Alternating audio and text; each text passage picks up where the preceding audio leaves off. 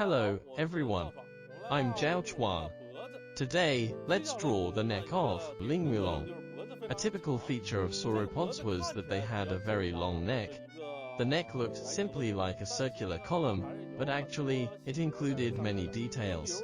For example, viewed from the front, the upper part of the neck bones of Lingwulong was forked. Therefore, this group of dinosaurs was called the Dicrosaurids. Such dinosaurs usually had some spikes on their back. Some scientists believed that if the neck bones were forked, there must have been a flat surface, or two bulges on it.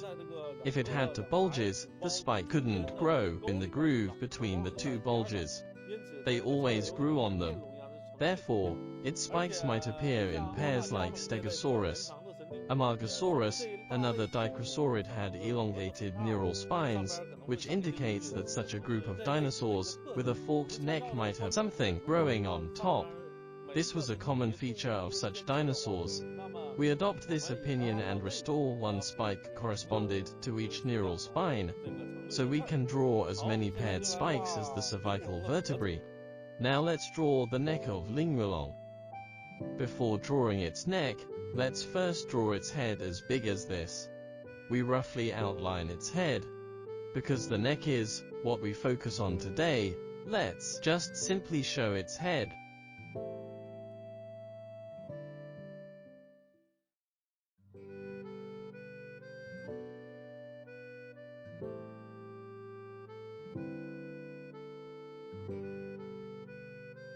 Then we move on to its neck. Among dicrosaurids, the most well-known ones were Brontosaurus and Diplodocus. Nowadays we generally call Brontosaurus the Apatosaurus. Although Lingwulong had a long neck too, it was not as long as the Diplodocus or Apatosaurus.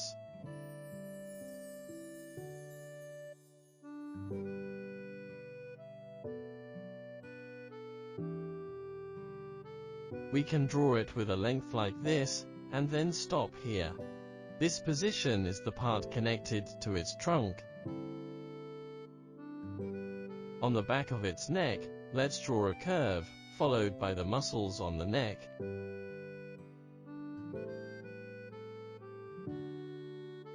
Then, along the dorsal side of its neck, let's lightly draw a set of thin lines like this, especially this part. These represent a set of muscles in the upper part. Then, let's draw the lower muscles. The muscles of all dinosaurs were connected and extended from this point at the back of the head.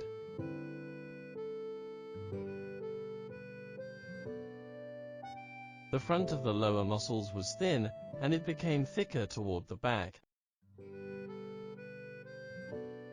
This piece of muscle was attached to the side of its cervical vertebrae.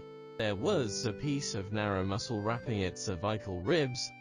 Below its cervical vertebrae, there were cervical ribs, wrapped by a set of muscles.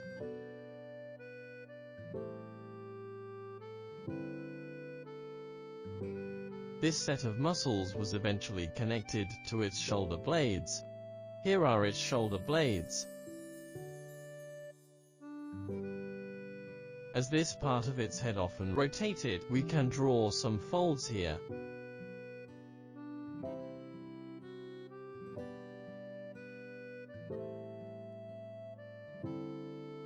In this position between its lower jaw and its neck, there might be some soft skin. Because it often opened its mouth, or turned its head, this part was flexible, and the skin and flesh were relatively loose. It had a loose throat.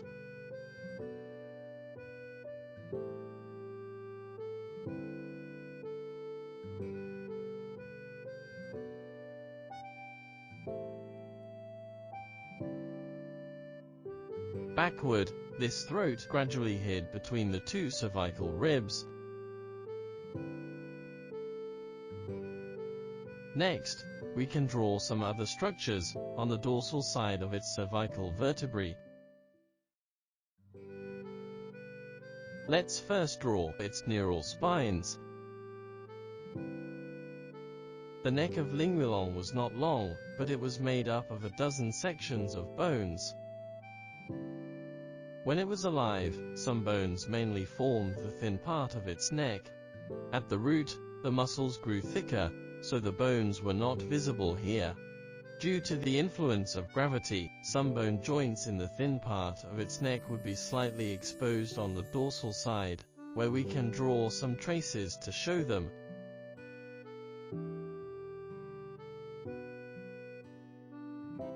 Its cervical vertebrae consisted of a dozen sections. About 10 sections could show in this area, so we can draw 10 relatively high points.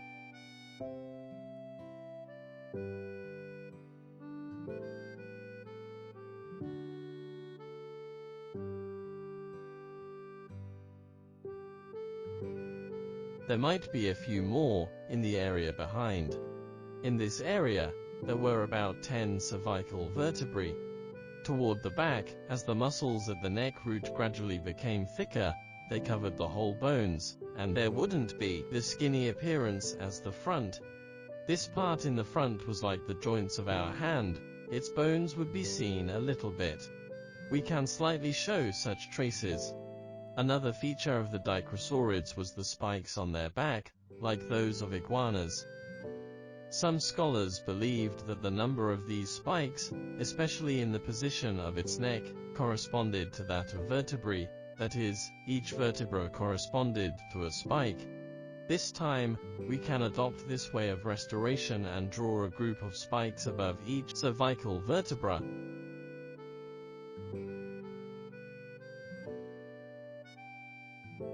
We say a group because there might be not only one spike there. As the centrum of the cervical vertebra was far away from the surface at the rear, it didn't matter how many spikes there were at the rear. Moreover, this position often bended, and the spikes might become smaller. In addition, we can use Amargasaurus as a reference, which was also a dicrosaurid. Some scholars thought the neural spines of Amargasaurus were connected to spikes, while some others hold the opposite opinions. At least from some specimens of diplodocoids, we know that there were spikes at the back. But if they corresponded to the neural spines, those spikes on its neck might appear in pairs. The bones of the cervical vertebrae of Dicrosaurids were forked at the dorsal side, when viewed from the front, which meant one neural spine corresponded to one spike, so there were two spikes, just like Stegosaurus.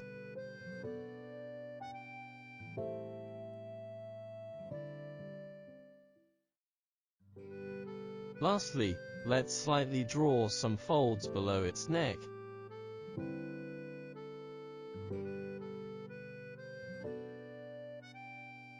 Good, like this, we've finished drawing the neck of Lingualong.